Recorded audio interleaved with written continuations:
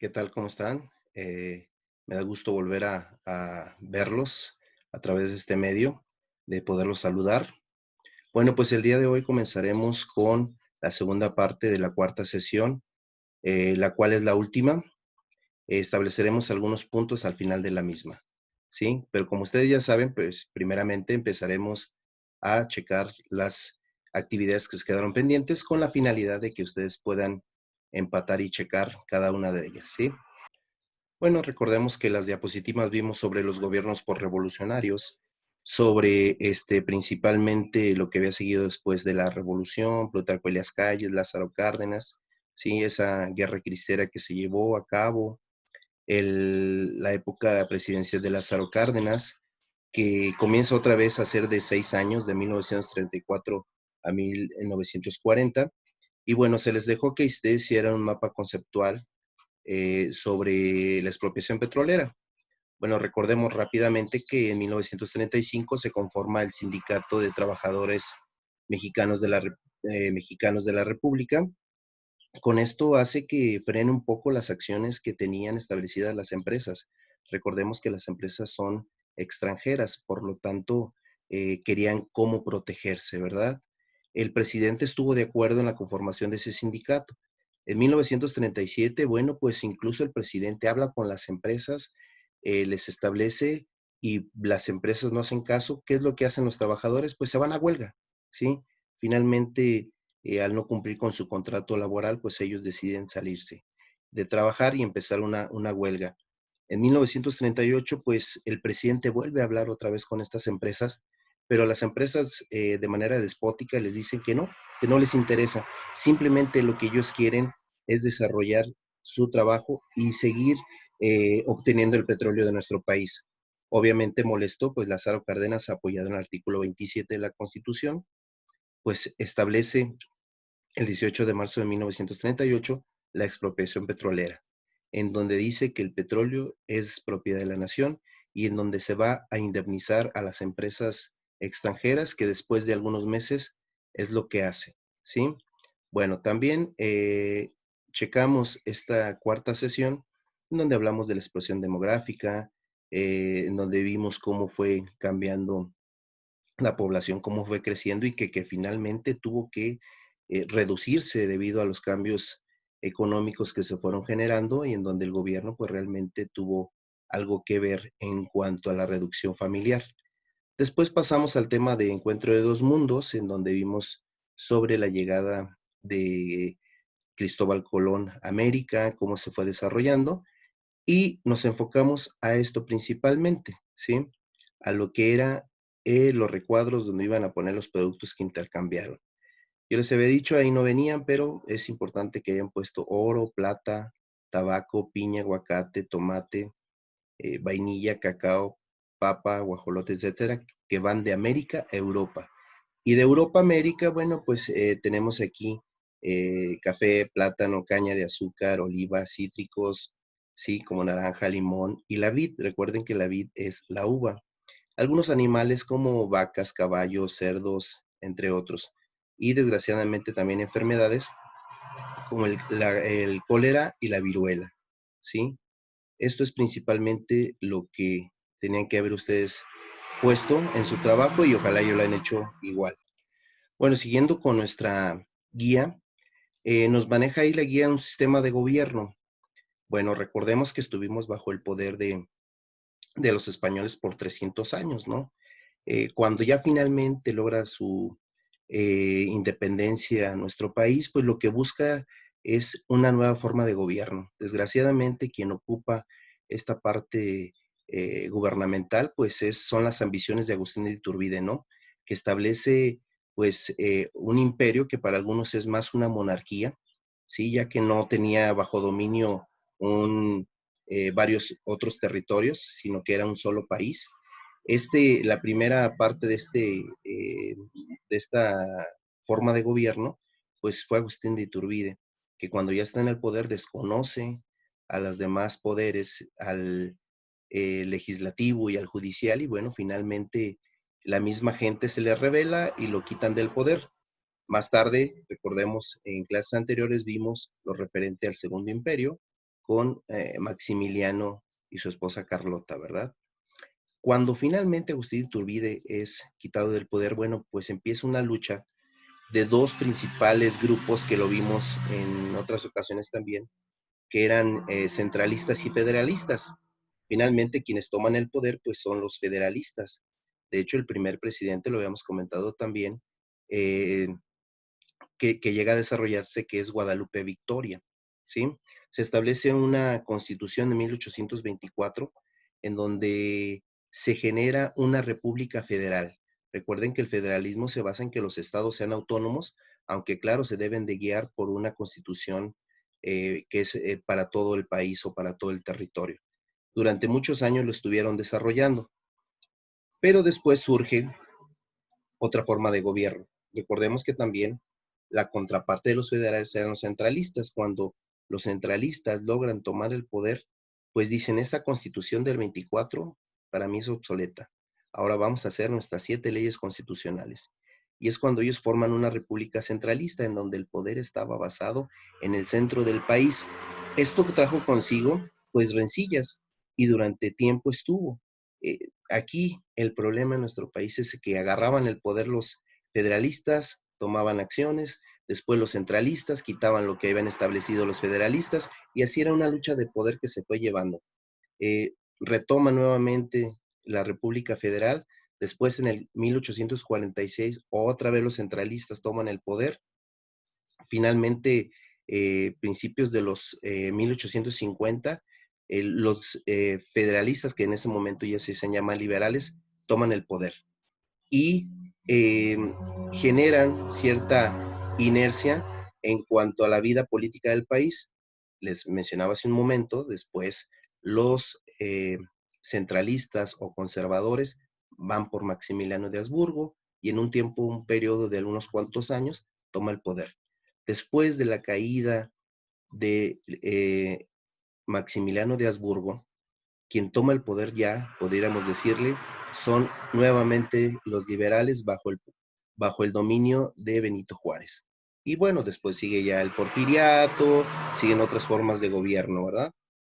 Por último, un sistema de gobierno que se ha mantenido en el México actual desde principios del siglo XX, después de la Revolución Mexicana, pues se le domina presidencialismo, ¿verdad?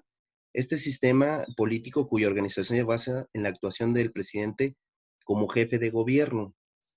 Esto es, recordemos que en 1926 se conforma el Partido Nacional Revolucionario, que hoy conocemos como PRI, y a partir de ese momento, pues es una lucha por el poder en donde el que llega a tenerlo durante esos 6 años, pues se convierte en la figura principal y el que hace y genera toda la política en nuestro país. Desde Lázaro Cárdenas hasta el actual presidente, hemos visto esa forma al cual se llama presidencialismo, ¿sí? Todo esto basado en los diferentes sistemas de gobierno que ha pasado en nuestro país después de su vida independiente. Otro tema que nos marca su guía, la guía que estamos llevando, son las expresiones artísticas durante la época colonial. Bueno, destaca una muy importante que es el barroco novohispano o barroco mexicano, como se le conoce. Bueno, este movimiento barroco viene desde Europa, principalmente España, Francia y demás. Obviamente tenemos pues una repercusión o un alcance de estos países. España nos dominaba, así es que pues establece esta forma artística que no nada más fue en la arquitectura, también fue en la pintura, también fue en la literatura, pero en este momento nos vamos a referir más a la arquitectura. Las formas clásicas y los ornamentos se organizaban y manipulaban para que el espectador tuviera una ilusión de movimiento, exactación visual y participación emocional. ¿En qué consiste esto? Pues principalmente en grandes edificios, ¿sí? Después del barroco se establece una cierta expresión en la cual se pudiera decir se fue más exagerado. Eso se conoce como el churrigueresco, ¿sí? Es un estilo visual que de hecho en los retablos de muchas de estas iglesias que se desarrollaron, aquí vemos, por ejemplo, la Catedral Metropolitana de la Ciudad de México, pero hay otras más que se fueron desarrollando en aquel momento. Comentaba que este estilo churrigueresco, pues digamos que es como la exageración.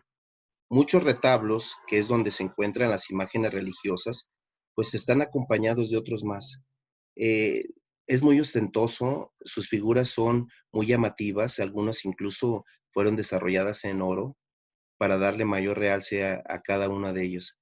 Este fue uno de los movimientos, aunque también hubo otras expresiones artísticas, tal es el caso del neoclásico. Todo esto se desarrolló durante la época colonial. Empezó a decaer el barroco y entonces ahora el neoclásico pues buscaba nuevas formas, ¿sí? Pero ¿en qué consistía el neoclásico? Se caracterizaba por fundarse con las culturas clásicas. Miren, recuerden estas columnas que utilizaban ya los griegos, ¿sí? Utilizaron también figuras griegas basadas en la mitología y esto hizo una conformación de una arquitectura realmente interesante. Por eso muchos lugares coloniales, Guanajuato, Querétaro, Zacatecas y demás, tienen esa riqueza de poder tener expresiones artísticas como el barroco, pero también como el neoclásico, ¿sí? Bueno, pasando al tema de la literatura, pues hay dos personajes que dieron mucho de qué hablar y hasta la fecha una de ellas, que es Sor Juana Inés de la Cruz. Sor Juana Inés de la Cruz que ella, pues bueno, en aquel momento había dos caminos para poder seguir estudiando. A ella le encantaban los libros, ella era autodidacta. Desde muy pequeña, ella a la edad de 3 años empezó a leer, a la edad de 5 años ya hacía sus escritos y demás. Entonces, cuando ella empezó a crecer, le dijeron, o te casas o te vas a un convento. Y ella, para seguir estudiando, desarrollándose y demás, decide irse a un convento. Ahí, bueno, pues ella se convierte en filósofa, en compositora, en poeta, y bueno, además de ser, obviamente, monja, la cual se le conoce como Sor Juana Inés, ¿sí? Fue una monja de la Orden de San Jerónimo de Nueva España. Su repercusión ha sido tan grande que hoy en día se sigue recordando por grandes sonetos y frases, ¿verdad? Y bueno, en la parte de abajo tenemos a Juan Ruiz de Alarcón, que fue un representante de la escritura basada en la época colonial, ¿verdad? Que también fue muy destacado, aunque no tanto como Sor Juana Inés. Bueno, pues ahora nos pasamos, seguimos con el arte, pero pasamos a la pintura del siglo XIX y XX. Aquí también nos maneja el paisajismo. Esta corriente se caracterizó por dibujar principalmente zonas rurales. Es por eso que después en calendarios, en obras de arte y demás, se enfocó mucho, dejaron atrás todo lo relacionado con la religión católica, con pasajes de la Biblia, y los personajes, los pintores en aquel momento, en este caso Velasco, fue muy importante. Él fue uno de los máximos exponentes del paisajismo mexicano y retrató fielmente cómo estaba reestructurándose nuestro país. Es por ello que vemos muchas de sus pinturas que reflejan realmente el cambio que estaba teniendo México de empezar a dejar de ser rural y empezar a irse la gente a las ciudades, ¿sí? Ya avanzado un poco el siglo XX, pues aparece el muralismo como parte objetivo de este movimiento, pues era pintar todo lo relacionado con los temas sociales y políticos con la finalidad de buscar y unificar al pueblo, ¿no? Aquí en la Lóndiga de Granaditas, bueno, esta no es la imagen, pero en la Lóndiga de Granaditas, en las escalinatas, está Hidalgo, ¿no? Y representa también todo el movimiento de independencia. Aquí vemos diferentes etapas de la historia de México, la revolución, parte de la independencia y demás, que fue reflejada principalmente en murales muy, muy grandes, ¿no? Principal representante, pues, es Diego Rivera. Es uno de los principales exponentes, quien también se casó con la pintora Frida Kahlo, que es también muy, muy reconocida. Fue, de hecho, Diego Rivera nació aquí en la ciudad de Guanajuato, ¿sí? Y aún su casa ha sido convertida en un museo. Bien, por último tenemos este tema que dice México en el mundo global. La globalización, pues, es mundial. México debe de adaptarse a los tiempos que se van generando, y es por ello que, pues, si no lo hacía, se tenía o tendía a estancarse. Ellos pretenden, pues, en principios, mediados de los años noventas, pues, empezar a llevar a cabo diferentes contratos o diferentes tratados económicos. El más sobresaliente fue el Tratado de Libre Comercio con América del Norte, que estaba inmiscuido Estados Unidos y Canadá, y esto hace que, bueno, pues se vaya generando esa globalización, pero no nada más en el plano económico, también en el plano de los derechos humanos, y es por ello que también se debe de tener mucho cuidado en cómo se va a manejar la población y cómo es el actuar del gobierno.